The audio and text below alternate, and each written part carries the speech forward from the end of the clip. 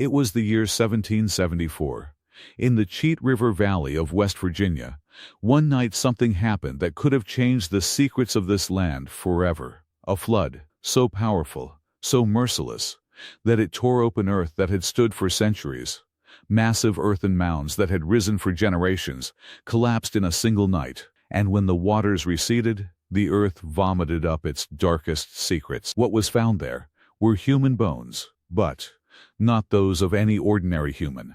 A femur, a thigh bone that measured 30 inches long, a skull that stood 14 inches tall, and when one settler picked up that jawbone and held it against his own face, it covered his entire mouth and extended out past both sides of his head.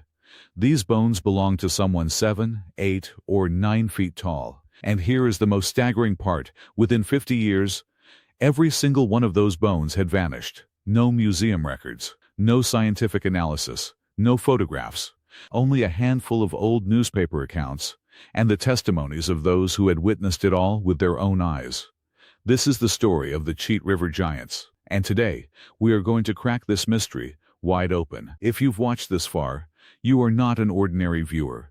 You are one of those people who don't simply accept what's written in school textbooks, who want to know what secrets official history is hiding. Subscribe to this channel, because every week I bring you exactly this kind of suppressed, forgotten, and buried history, the kind nobody else tells you about. And what's coming in the next few weeks will leave you stunned. But first, let's understand what the Cheat River Valley actually was before 1774.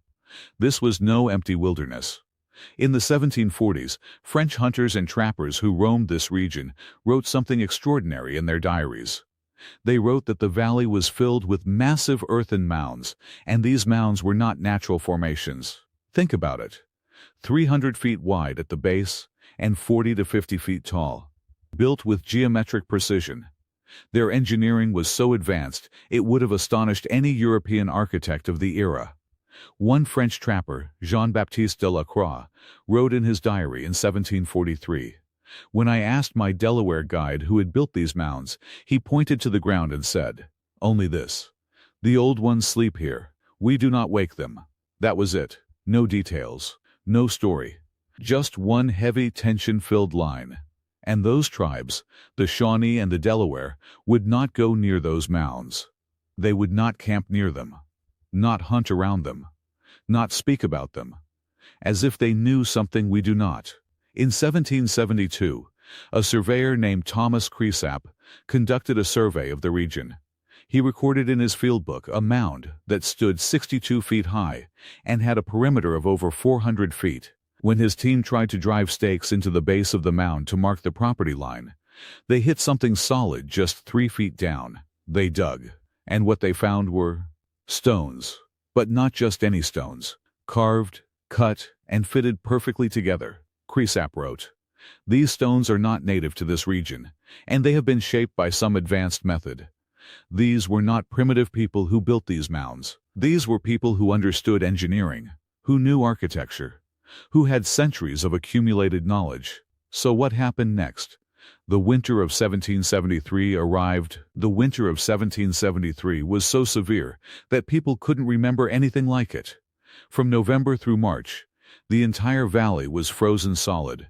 The Cheat River turned completely to ice, something that almost never happened. Snow buried cabin roofs up to their eaves. People were trapped inside their homes, watching their food supplies dwindle, praying for spring to come. And then, in March of 1774, spring came, but not the way anyone expected.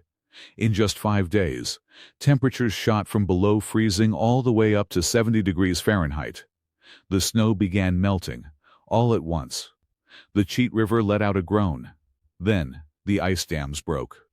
When a river freezes solid and then thaws suddenly, chunks of ice pile up on one another and form temporary dams. When those dams give way, water, ice, mud, and all the debris it has gathered comes rushing forward like a 20-foot wall.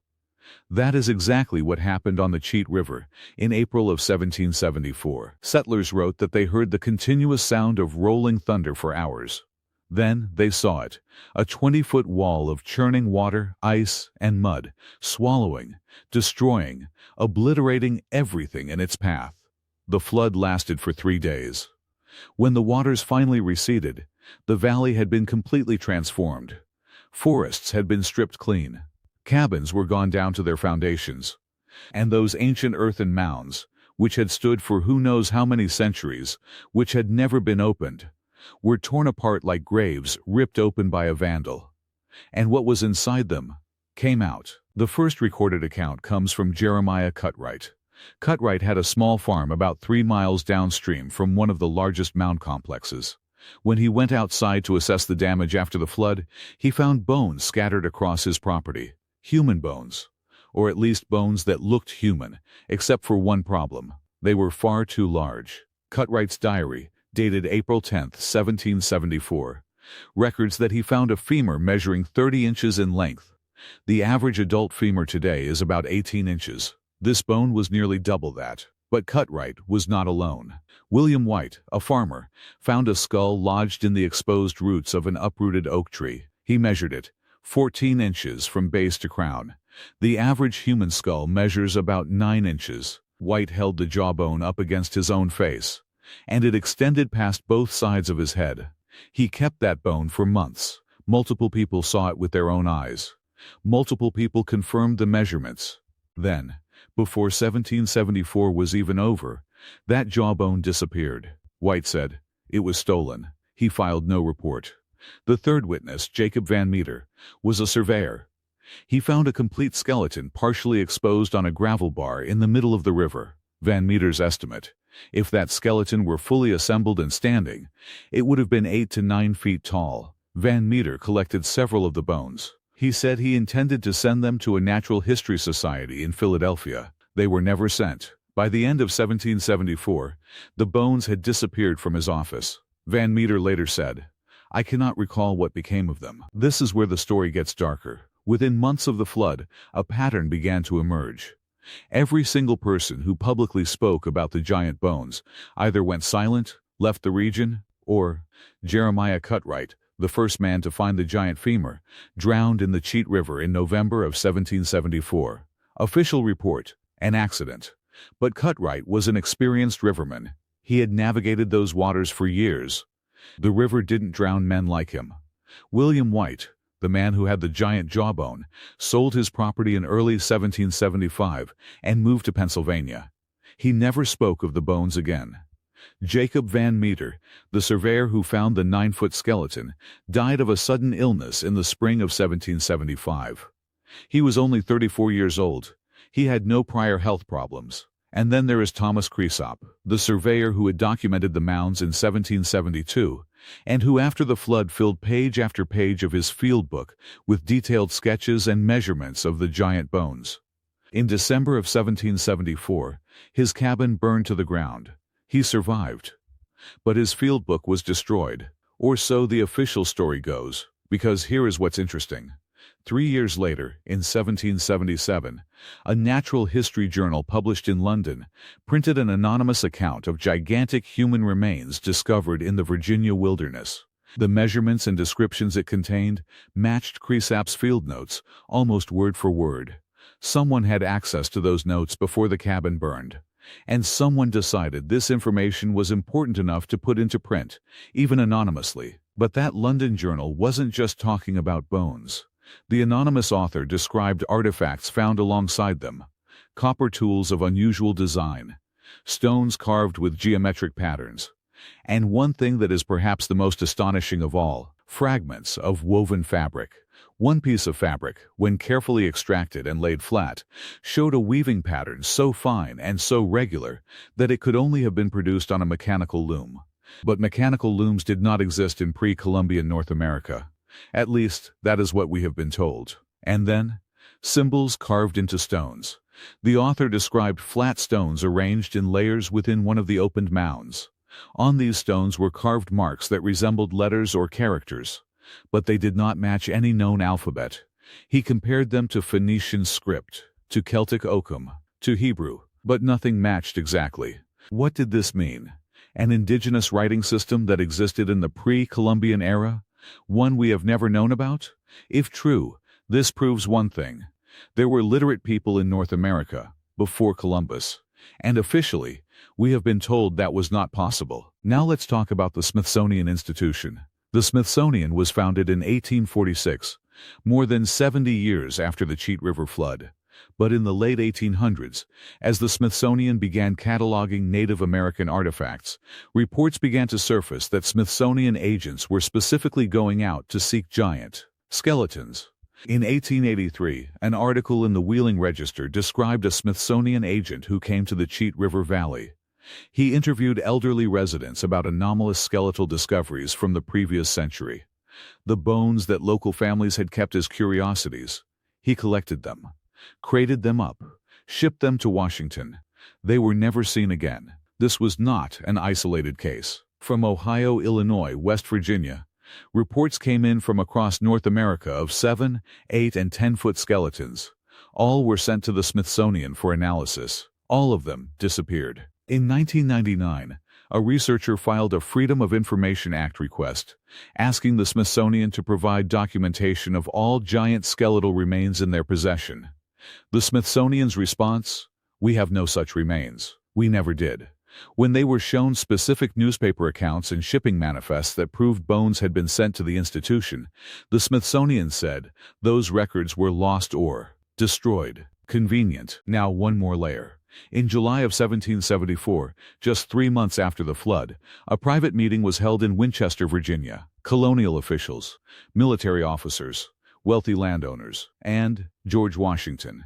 There is no official record of this meeting, but it is mentioned in the private correspondence of at least 3 people who attended.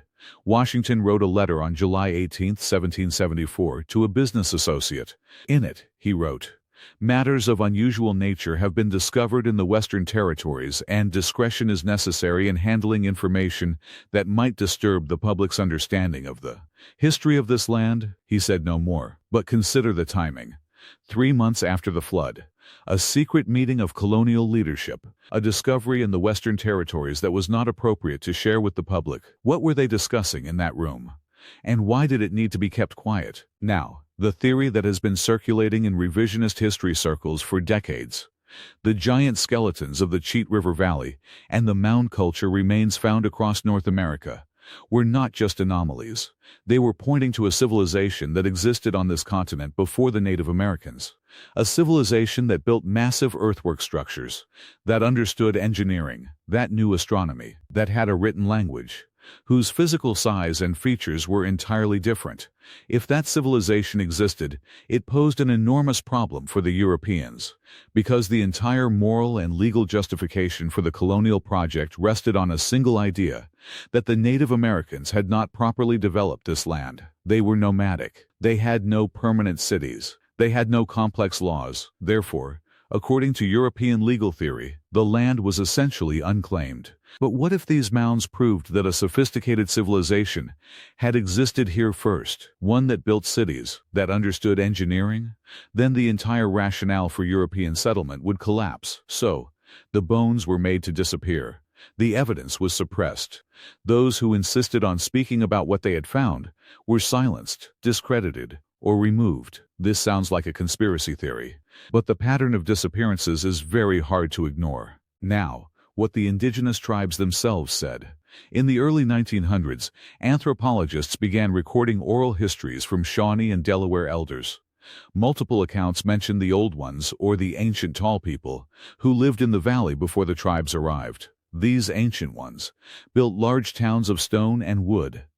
They were never enemies of the early Native Americans, but they kept to themselves. Then one day, they were gone. Some stories say a great sickness came. Others say they walked north into the frozen lands and never returned.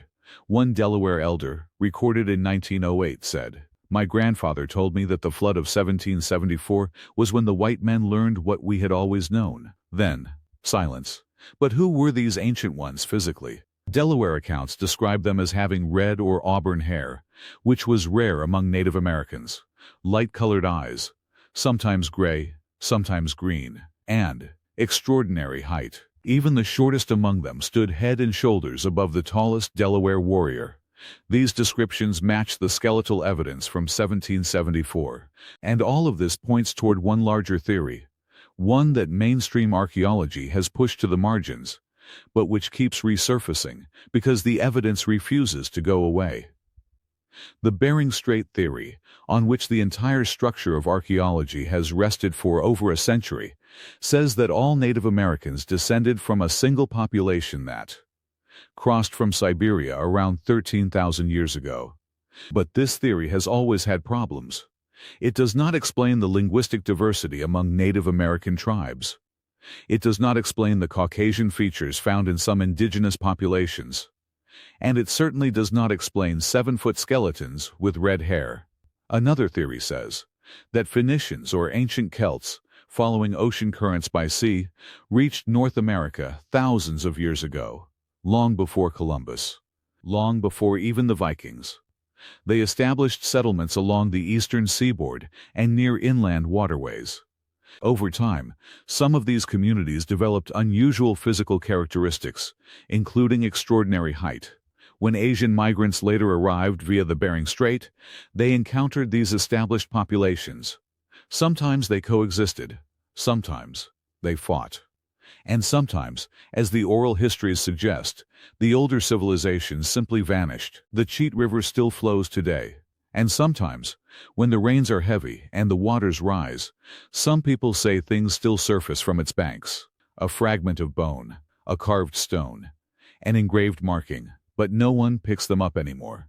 Because people know what happens to those who do. The story of the Cheat River giants reminds us of one thing. There are very large empty spaces in America's official history books. And those empty spaces?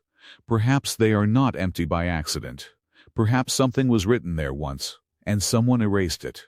If you want this kind of suppressed, buried, and forgotten history to keep reaching you, subscribe to this channel, hit the bell icon, and share this video with the people in your life who want to know the truth. Because next week, I am bringing another story that will shake you to your core. Until then, keep your eyes open.